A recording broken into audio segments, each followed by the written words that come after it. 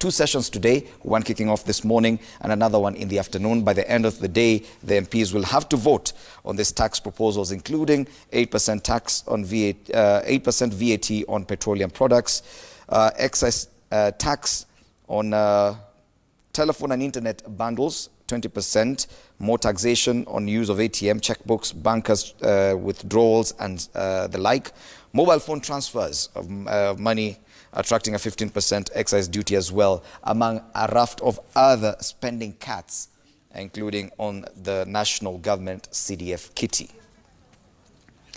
Those are live pictures from Parliament, and we go there now live. Planning on its consideration to the President's reservation to the Finance Bill 2018. Thank you, Mr. Speaker. Very well. Chair, Budget and Appropriations Committee.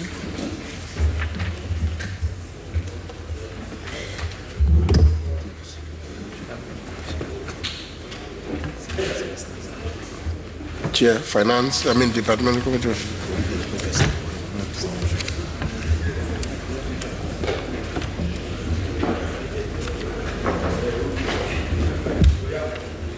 Thank you, Honourable Speaker. I beg to lay the following paper on the table of the House today, Thursday, September 20th, 2018, report of the Budget and Appropriations Committee on the Supplementary Appropriations Bill of 2018, Amendment 2018. Very well. Next order. Order number 6, notices of motion. Chair, Finance.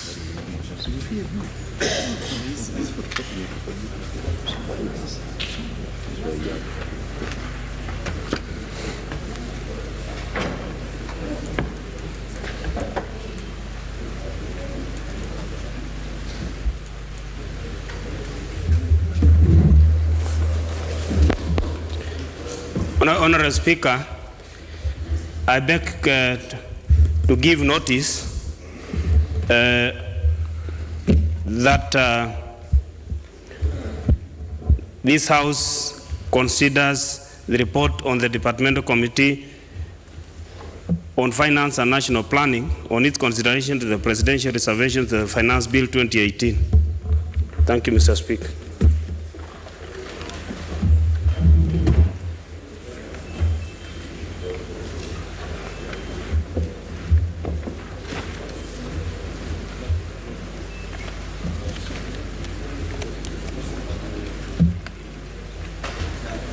Sorry, Honourable Limo.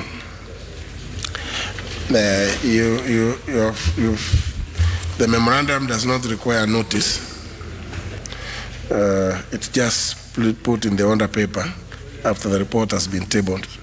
So that particular aspect is expunged from the record.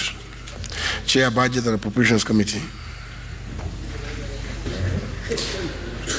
Honourable Speaker, I wish to give notice that this House adopts the report of the Budget and Appropriations Committee on the supplementary estimates for the financial year 2018-2019, laid on the table of the House on Thursday, September 20th, 2018, and pursuant to the provisions of Article 223 of the Constitution and Standing Order 243, approves the changes to the votes/programs contained in the schedule to the report of the Budget and Appropriations Committee. Thank you. Very well.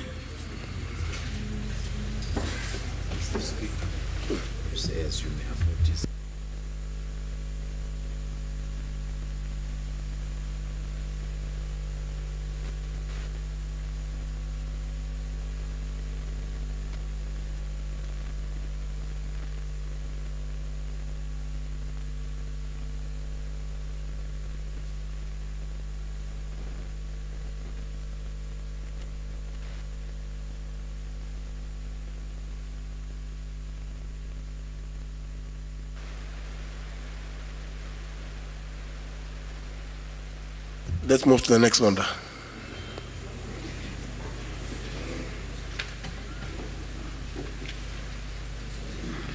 Order number 8. 7. Order number 7, questions and statements. Order number 8, procedural motion, limitation of debate on supplementary estimates and committee of supply. There's an intervention by Honorable Amalo. What's your intervention? Thank you, Mr. Speaker.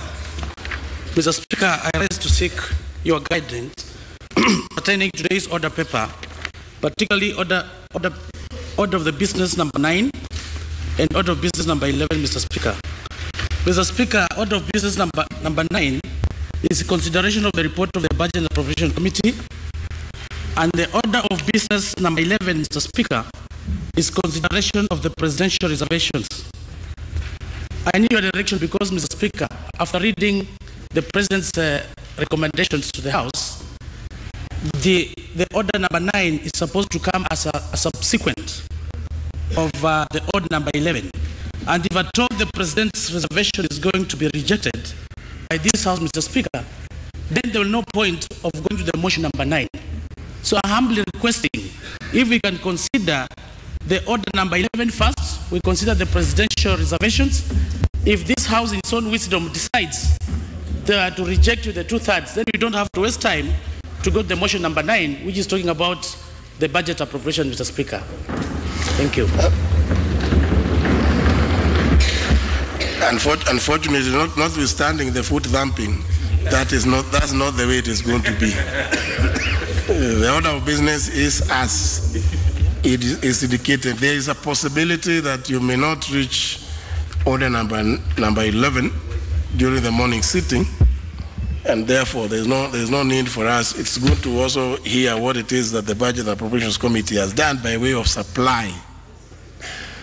You know, if you're dealing with supply, you also there's a requirement in the PFM Act that you must join them. So business, the order will remain like that, but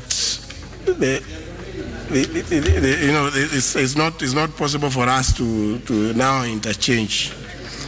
Yes. So let's just go to the procedural motion. Leader of Majority. Honourable Speaker, I beg to move. Of course, the foot thumping may be an indication that members are not quite clear with the procedures. It is a work in progress, procedural matters.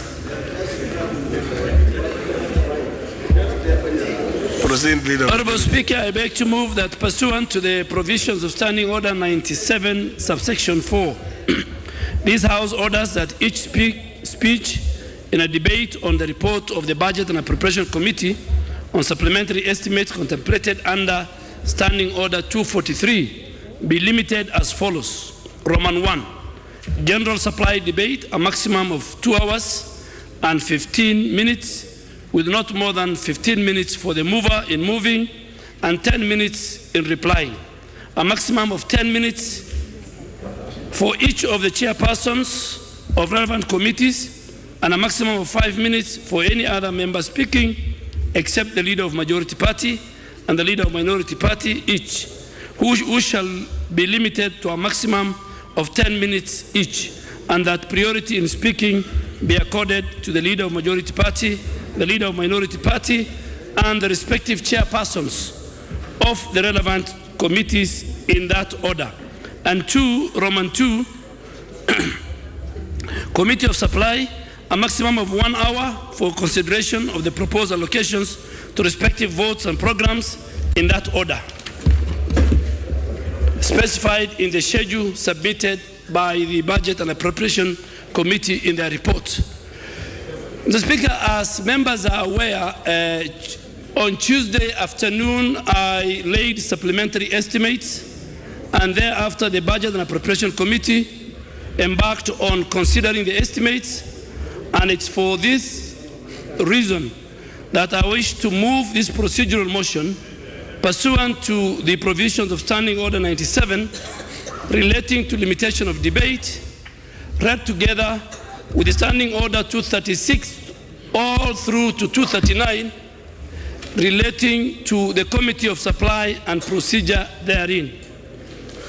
Mr. Speaker, the objective of this motion and the rationale is to allow members time to consider in general debate the supplementary estimates and proposed deductions in the approved estimates for the financial year 2018-2019. And Mr. Speaker, this is the first supplementary estimate for the financial year 2018-2019. Mr. Speaker, this general debate will provide the committee of the whole House where each particular vote proposed for reduction will then be considered and approved. Hence, Mr. Speaker, this motion will give each member an opportunity, and also the chairpersons of various committees under whose votes and programs fall, to give their views to the House and be recorded on Hansard. And that is the gist of this, Mr. Speaker. And today we have a long day, so I'm sure that's why we feel we must have these timelines in order to complete. And of course, without anticipating debate, we will have another motion in the afternoon that will compel the House to sit until all items on the order paper are complete. With those many remarks, Mr. Speaker, I urge the leader of minority party, and he's consulting with the Honorable TJ. Mr. Speaker, earlier on I was telling Honorable TJ, history is repeating itself, so be careful. I asked Honorable Bandi to support, and Honorable TJ, I'm sure, will be part of the people who will contribute. Thank you, Mr. Speaker.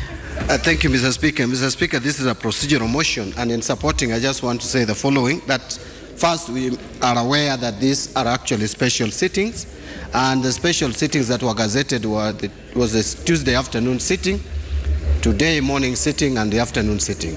After that, we don't have any other sitting very soon. So, Mr. Speaker, we have to conclude business for which the special sittings were convened, and that is on the supplemented budget estimates and also consideration of the President's memorandum on the finance bill.